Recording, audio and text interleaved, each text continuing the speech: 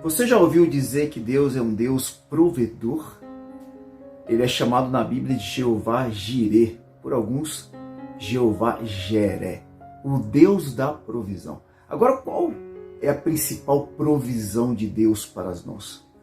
E quando Deus trabalha nas nossas vidas, como é que Ele faz? Nós vamos falar hoje que Deus ele age de dentro para fora. Mas como é que Ele faz esta obra, então?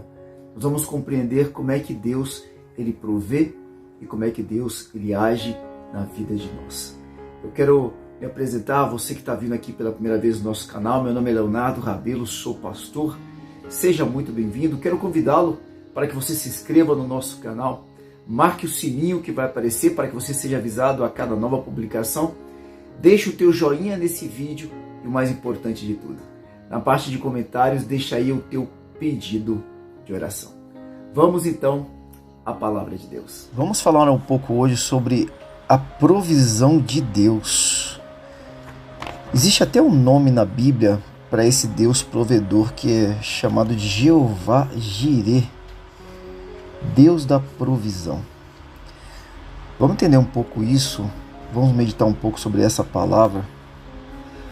O mundo que nós vivemos, ele nos diz que se nós tentarmos, se nós colocarmos assim muito esforço, muita força nossa, muita dedicação, nós podemos recriar, ou melhor dizendo, nós podemos nos recriar como seres humanos melhores. Assim como seres humanos fervorosos, poderosos e determinados. O mundo está dizendo que isso depende só de nós. Que tudo que a gente precisa fazer, na verdade, é aproveitar o nosso próprio potencial. Se você for até uma livraria, com certeza você vai encontrar muitos livros de autoajuda, talvez até alguns livros voltados para a liderança, com esse tipo de argumento. Agora, a Bíblia traz uma outra direção. A Bíblia, na verdade, ela se coloca de uma forma muito forte em contraste a esse conceito da autoajuda, em que tudo está em nós mesmos, em que tudo que você precisa é se reencontrar com você mesmo, ou descobrir a força dentro de você mesmo. Em Zacarias, no capítulo número 4, no versículo número 6, bem no finalzinho do versículo, diz bem assim: não por força, nem por poder, mas pelo meu espírito. Essas são palavras de Deus através do profeta Zacarias. Não por força nem por poder, mas pelo meu espírito, diz o Senhor dos Exércitos. Deixa-me reler novamente a terceira vez já, mas para que a gente possa prestar muita atenção. Ele diz, não por força, ele está falando aqui de nós mesmos, nem por poder, está falando de nós mesmos também. E aí ele conclui, mas pelo meu espírito, está falando Deus, mas pelo meu espírito. Deus, então, segundo a palavra, ele nos concede a provisão de Deus, é exatamente o espírito dele. E ele nos provê o seu espírito. A gente precisa ficar muito atento para que a gente não perca o foco da nossa espiritualidade e não abrace uma religião fria. O apóstolo Paulo estava muito preocupado em relação a isso. Ele escreve o seguinte aos Gálatas, a igreja lá da Galácia. Está em Gálatas 3:3, diz assim: sois vós tão insensatos que tendes começado pelo Espírito, acabeis agora pela carne? Olha a preocupação do apóstolo Paulo. Ele está falando de frieza espiritual. Porque se você começar a prestar atenção muitas vezes a alguns argumentos que nós encontramos no meio dos cristãos, talvez você encontre algumas coisas do tipo: Deus ajuda a quem ajuda a si mesmo. Já ouviu isso alguma vez? Só que isso não está na Bíblia. Você ouviu o que eu falei? Deus ajuda a quem si mesmo ajuda. Talvez você já tenha ouvido isso, mas isso não está na Bíblia. E esta não é uma verdade segundo a palavra de Deus. Alguns podem dizer, Deus começou e agora nós devemos terminar. Para algumas pessoas isso é até um lema. Mas a Bíblia diz que Deus é fiel e justo para completar toda a boa obra. E não que ele começou e agora nós vamos concluir. Esse lema, ou esse dizer aqui, está dizendo como se Deus tivesse feito uma parte e agora nós temos que fazer a nossa. Uma proposta meio a meio, né? É um currículo do tipo, faça você mesmo. Que engrandece, o que acaba engrandecendo a parte que nós fazemos e, é claro, diminui a parte de Deus. Alguns talvez digam assim, talvez você já tenha dito ou ouvido, bem-aventurados são os ocupados. Já ouviu essa? Dizendo que aqueles que são ocupados são verdadeiramente os cristãos. Nada disso provém da palavra de Deus, mas é o linguajar de muitos cristãos. O que eles acabam fazendo? O que essas pequenas frases trazem como consequência da nossa compreensão de Deus? Em primeiro lugar, ela tira de nós a necessidade do sobrenatural. Simplesmente deixa de existir espaço para que o extraordinário aconteça. Não há espaço para nada que seja transcendental. Então, olha, a oração se torna um simples símbolo. Por quê? Porque a verdadeira força está dentro de você e não nos céus. A comunhão se torna só um ritual. Por quê? Porque o herói é você mesmo e não Deus. Tá, e o Espírito Santo?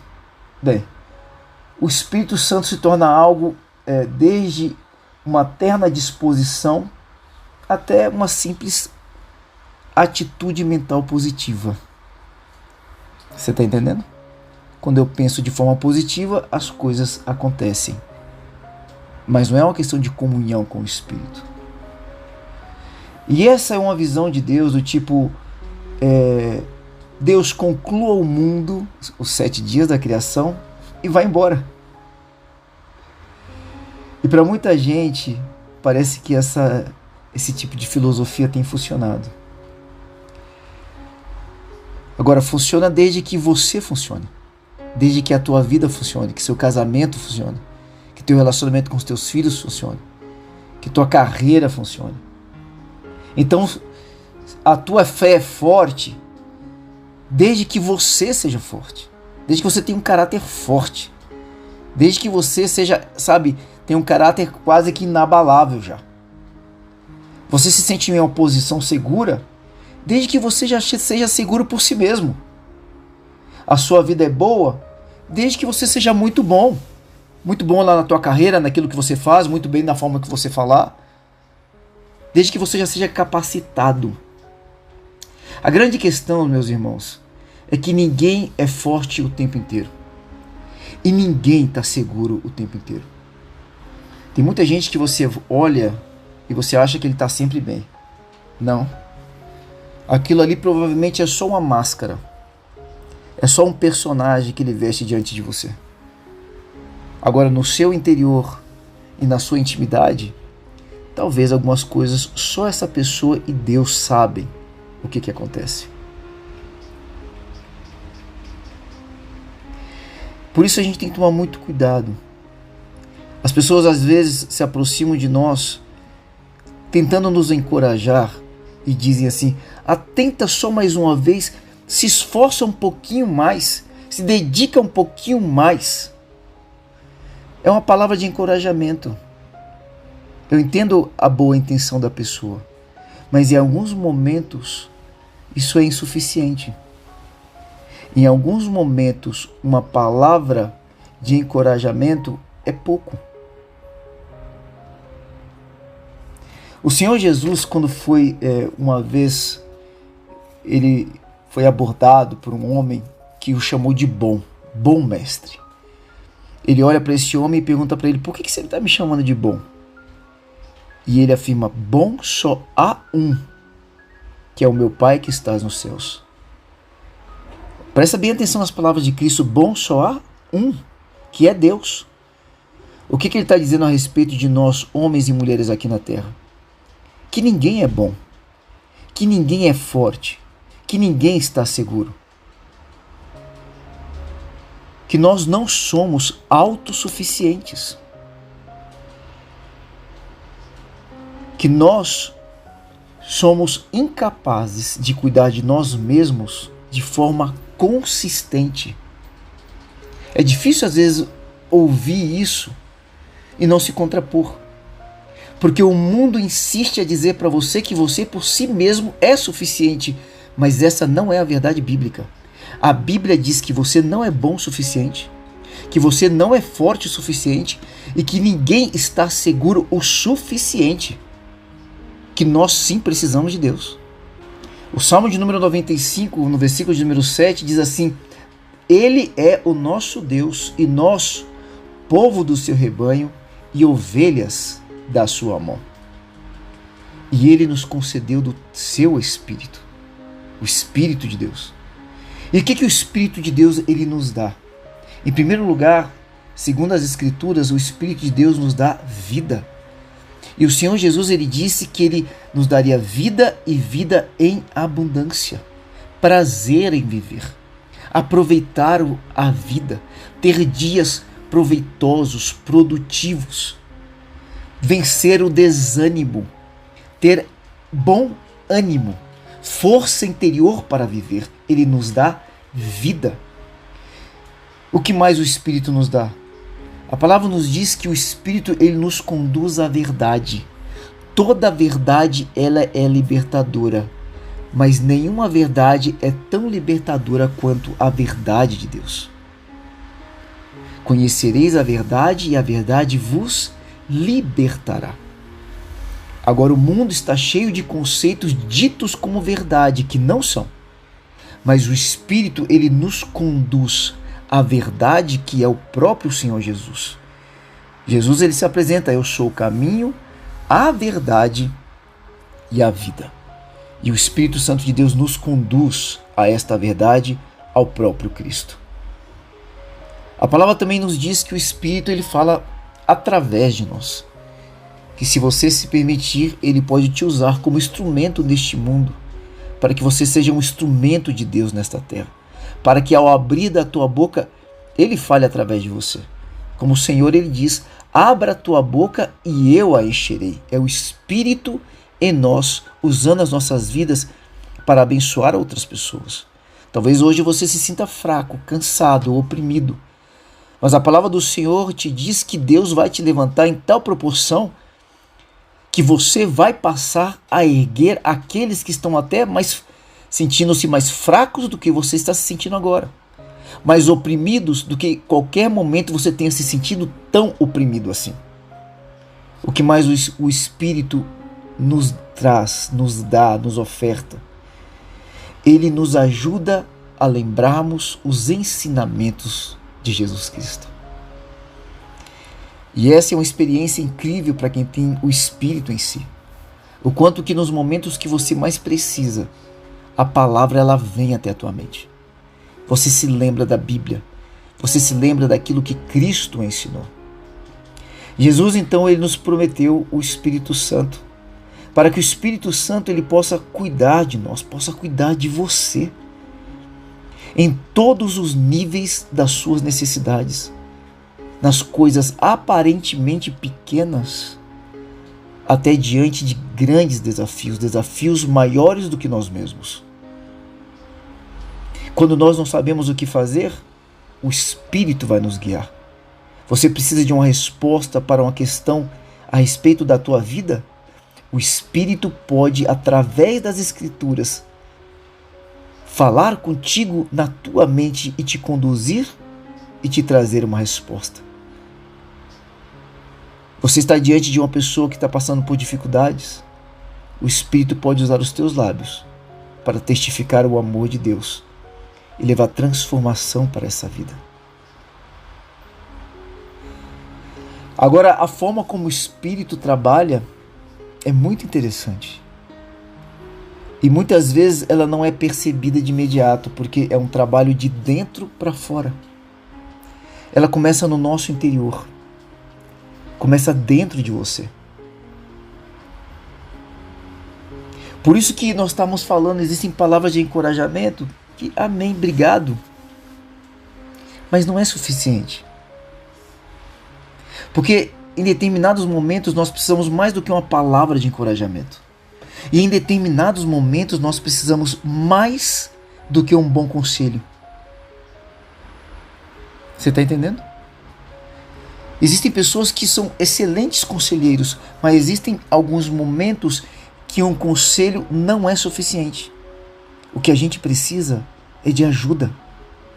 Talvez o que você precise hoje é de ajuda. Mais do que uma palavra de encorajamento, mais do que um bom conselho, mais do que uma nova estratégia. Você precisa de alguém para te ajudar. É nesse momento que a gente começa a perceber que essa questão de meio a meio, Deus faz uma parte, eu faço outra parte, não dá pra gente. É pouco demais. A gente precisa de ajuda para valer. E a ajuda que você precisa, acredite, pode parecer que não. Mas a ajuda que eu preciso, que você precisa, é uma ajuda de dentro para fora. E é exatamente esse tipo de ajuda que Jesus nos prometeu. Jesus, ele disse: e eu rogarei ao Pai, e ele vos dará outro Consolador, para que fique convosco para sempre, o Espírito da verdade, que o mundo não pode receber, porque não o vê, nem o conhece, mas vós o conheceis, porque habita convosco e está em vós. Palavras de Cristo descritas pelo apóstolo João em seu Evangelho, no capítulo 14, versículos 16 e 17. Veja que é Deus nos ajudando de dentro para fora. Ele disse: mas vós o conheceis, conheceis o Espírito, porque habita convosco e estará em vós, dentro de vós. Como que Deus faz esta obra então? Eu quero ler aqui 3 versículos rapidamente para que você entenda como é que a Bíblia explica esta obra de dentro para fora realizada por Deus. Lá em Ezequiel 36, 26 e 27 diz bem assim, eu vou ser bem breve. E vos darei um coração novo, olha que incrível, e porei dentro de vós um espírito novo, e tirarei o coração de pedra da vossa carne, e vos darei um coração de carne, e porei dentro de vós o meu espírito, e farei que andeis nos meus estatutos e guardeis os meus juízos, e os observeis. Amém? O que o Senhor vai fazer? Nos dará um novo coração. Colocará em nós o seu espírito. Tirará de nós o coração de pedra. E nos dará um coração de carne. Essas são as palavras do Senhor através de Ezequiel. Qual a consequência dessas atitudes? Ele traz 3 consequências que, traduzindo aqui, a primeira diz que nós vamos andar conforme a palavra. Nós vamos aprender a guardar a palavra. E que nós vamos observar a palavra. Amém? Que segundo o Salmo de número 1, que se nós fizermos isso, nós seremos bem-sucedidos. A nossa vida vai dar certo. Depois, se você tiver curiosidade, leia o Salmo de número 1. Nós vamos andar na palavra, vamos guardar a palavra e vamos observar a palavra. E lá no Salmo de número 1 diz que quem faz isso, tudo na sua vida dará certo. Em Atos 15, 9 diz assim, e Deus não faz diferença alguma entre eles e nós, purificando o seu coração, olha só, hein? É de dentro para fora, purificando o seu coração como? Pela fé. Que fé é essa? Fé na palavra, fé na Bíblia, fé nos ensinamentos de Cristo. O que nos purifica então? A palavra nos purifica. Purifica o nosso coração. Por isso que Jesus disse aos seus discípulos, vós estáis sendo limpos pelas palavras que eu vos tenho ministrado. Você ouviu o que eu disse? Vós estáis sendo limpos pelas palavras que eu vos tenho ministrado, de dentro para fora. As palavras estão mudando até a forma como as pessoas se sentem. As palavras de Cristo limpam o nosso coração, os nossos sentimentos, as nossas emoções. Em Romanos 5, versículo número 5 diz assim: e a esperança, olha só, não traz confusão. Deixa eu só abrir um parênteses aqui. Uma das grandes marcas de enfermidade em meio ao povo cristão nos dias de hoje, sabe qual que é o nome? Confusão. Confusão. As pessoas estão confusas. A vida está confusa. Você olha para a vida e você vê confusão. A pessoa tem medo de fazer escolhas. As pessoas atrasam o momento de tomarem decisões, postergam muita coisa na sua vida, deixam tudo para depois. A vida virou uma bagunça. Muitas pessoas não sabem para onde ir, não têm planos para um futuro. A vida foi tomada por uma confusão. Jesus diz: eu sou o caminho. O Senhor mesmo diz: lâmpada para os seus pés é a minha palavra. Lâmpada para os teus pés e luz para os teus caminhos. Mas muitos de nós cristãos temos andado perdidos, confusos, confundidos. Vamos lá em Romanos 5,5: e a esperança não traz confusão, porquanto o amor de Deus está derramado onde? Em nosso coração. Por quem? Pelo Espírito Santo que nos foi dado. O que o Espírito Santo de Deus ele faz? Ele tira a confusão. Uma das marcas do Espírito Santo de Deus se chama discernimento. Uma das principais marcas do Espírito Santo de Deus é o dom de discernir. Discernir o certo do errado, a luz das trevas, aquilo que é de Deus e aquilo que não é de Deus, para que não andemos confusos. Por isso, meu querido, por isso, minha irmã, observe bem onde é o lugar que Deus habita. Onde é o lugar que o Espírito de Deus ele escolheu para fazer morada. Segundo a palavra, em mim e em você. Ele escolheu para fazer morada em nós. Ele habita em você. Não estou falando que é perto de você. E eu não estou falando que é sobre você, em cima de você. Não. Não é ao teu redor. A palavra diz que ele habita em você, dentro de você. E uma vez que esse Espírito ele faz morada em nós, em mim, em você, como ele está morando aí dentro de você, ele ajuda a cuidar de você. Amém? E o que ele faz? Rapidamente, eu não vou citar os versículos, senão a gente vai tomar muito tempo. A primeira coisa que o Espírito faz quando ele está em você, ele produz um caráter semelhante ao de Cristo na sua vida.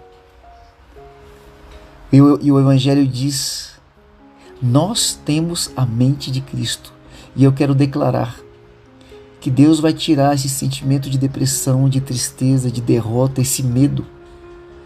Deus vai tirar esse caráter que flutua, que um momento está pendente para um lado e outro momento pendente para o outro, e vai te dar um caráter firme de Jesus Cristo. O Espírito morando em nós, a sua presença garante que Deus, ele está em nós, porque o Espírito é o próprio Deus. E garante que você é o templo escolhido para a morada do Senhor. Isso deve ser motivo de alegria para você todos os dias, de zelo por tudo aquilo que você faz.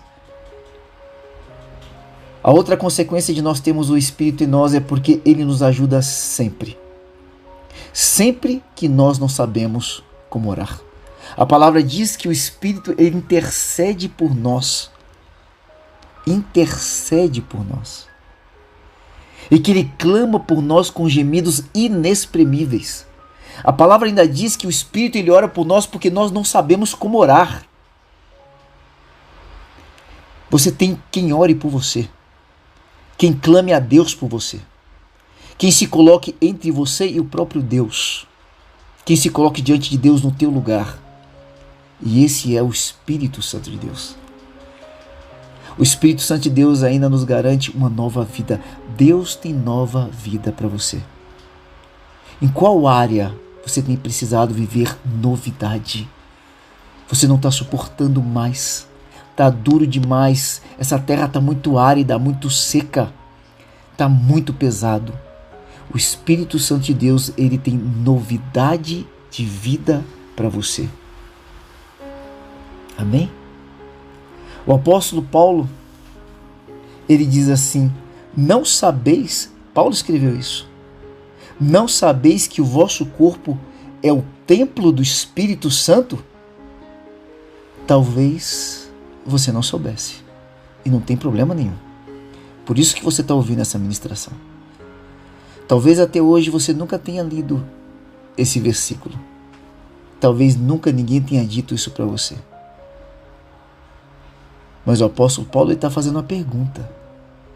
Não sabeis que o vosso corpo é templo do Espírito Santo? Talvez, querido, talvez, minha querida, você não soubesse que Deus chegaria a este ponto de habitar em você para ter certeza de que você seria cuidado, de que você seria zelado, de que você seria abençoado, abençoada. Talvez você nunca tenha entendido que Deus chegaria a este ponto de habitar em você. Talvez você conversar com algum instrutor, ou algum autor, ou algum educador de autoajuda, por aí, algum motivação, desses homens e mulheres motivacionais, talvez eles digam para você: olhe para dentro de você mesmo e encontre o seu próprio eu. E você vai encontrar o sentido da tua vida. Sabe o que Deus diz para você? Deus está falando para você assim: olha para dentro de você mesmo, mas olha com cuidado, olha com zelo, olha dentro de você e encontre a mim, o teu Deus. Eu estou dentro de você. Essas são as palavras de Deus para você. E hoje eu quero te convidar para que você tenha fé nessas palavras. Porque fé, meu irmão, fé, irmã, não é um sentimento. Diferentemente do que talvez você entenda, fé não é um sentimento. Fé é uma escolha. E que escolha é essa? Fé é escolher confiar em Deus, independentemente daquilo que eu estou sentindo. Amém? Fé não é um sentimento. Fé é uma escolha. Escolher confiar em Deus independentemente daquilo que eu estou sentindo. Para nós fecharmos, eu quero reler aqui esse texto de Paulo. Mas vamos pegá-lo aqui na Bíblia, vamos lê-lo por completo para fecharmos. Está lá em 1 Coríntios, no capítulo de número 6, versículos 19 e 20. Diz assim: acaso não sabeis que o vosso corpo é santuário do Espírito Santo que está em vós, o qual tendes da parte de Deus? Olha só, hein? E que não sois de vós mesmos? Ah, Paulo é maravilhoso. Olha como é que ele fica. Olha o versículo de número 20. Porque fostes comprado, você foi comprado. Fostes comprados por preço. E esse preço é o sangue de Cristo. Agora, pois, glorificai a Deus no vosso corpo. Amém? Nós aprendemos 3 coisas com esse texto aqui. A primeira delas é: nós não pertencemos a nós mesmos para nós resolvermos toda a nossa vida por nossa conta própria, para termos que carregar todo o peso da nossa vida sozinhos, para andarmos para cá e para lá solitariamente. Não. Nós somos de Deus. Você é de Deus. A segunda coisa que esse texto aqui nos ensina é que Deus nos comprou. Ele pagou alto preço. E o preço que ele pagou foi sangue. Foi o sangue de Cristo derramado naquela cruz. E ele pagou alto preço para cuidar de você, para zelar de você, para cuidar dos teus amados. para cuidar da tua vida. E a última coisa que nós aprendemos aqui, só fortalecendo tudo aquilo que nós estivemos estudando hoje, é a respeito dessa provisão. Que Deus nos provê o seu Espírito.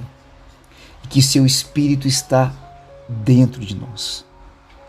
Eu quero deixar contigo 4 verdades espirituais. Para quem sabe, você possa trocar por mentiras que estejam aí no teu interior e estejam te roubando. 4 verdades espirituais para que você guarde em você e nunca se esqueça. A primeira delas é: Jesus te prometeu o Espírito Santo para que ele possa cuidar de você em todos os momentos de necessidade. Em todos. Você tem o Espírito para te ajudar. A segunda verdade espiritual é: muitos, até mesmo cristãos, muitas pessoas podem te dar bons conselhos, mas a verdadeira ajuda, ela vem do Senhor. A grande ajuda que você precisa, ela vem de Deus. A terceira verdade espiritual que eu quero te dar, que eu quero te deixar, é que o Espírito Santo que te foi dado por Jesus Cristo é uma expressão de amor, da preocupação e do cuidado do Senhor por você. Deus, ele se preocupa com a tua vida. Deus, ele se preocupa com os mínimos detalhes da tua vida. Nada passa desapercebido pelo teu Deus. Deus tem visto o momento que você chora sozinho. Deus tem visto quando você se entrega em lágrimas no teu chuveiro. Deus tem visto os teus conflitos, a tua preocupação com os teus filhos. Deus tem visto a tua ansiedade a respeito dos teus relacionamentos. Ele se preocupa com você.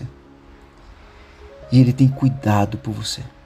E Ele está em você para te ajudar.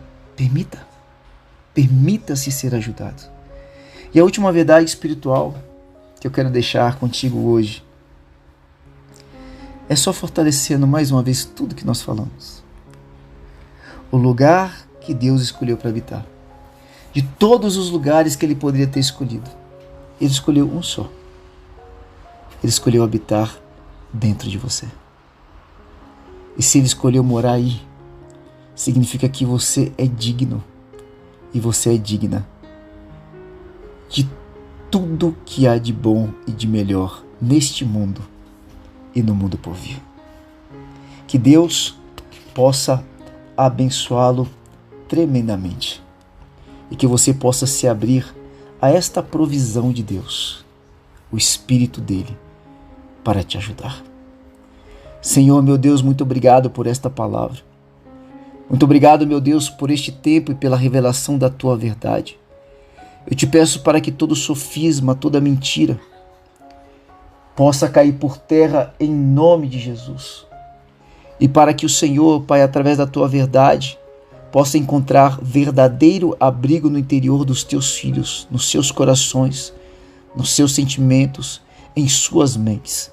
Eu quero, meu Deus, abençoar cada um desses que nos ouvem, que nos assistem, declarar sobre eles toda sorte de bênçãos espirituais. Declaro que você é morada do Espírito de Deus. Que o Senhor te abençoe neste dia ou nesta noite, na hora em que você estiver nos assistindo, que o Senhor te abençoe poderosamente, em nome de Jesus Cristo. Amém.